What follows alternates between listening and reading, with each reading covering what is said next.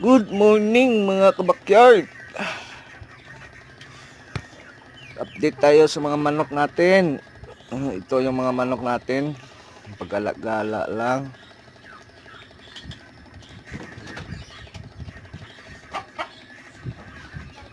Mayroon tayong naglilimlim dito. So, isa pa lang yung naglilimlim. Ang iba hindi pa nag-iitlog.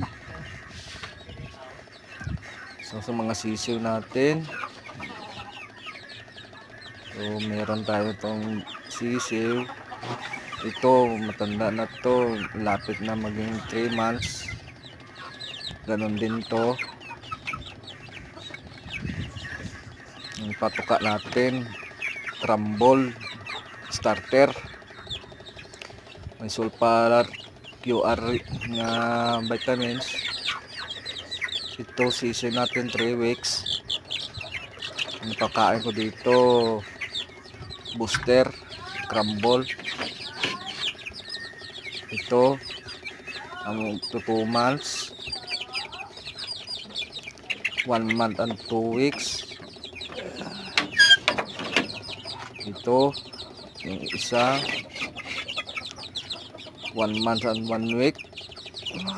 Pagkain natin yan, crumble. Meron din yung Primoxil kasama. Ito, inom natin sa tubig. Tinignan natin yung mga tae nila, mayroong mga basa, so kaya nilagyan natin ng sulfur QR.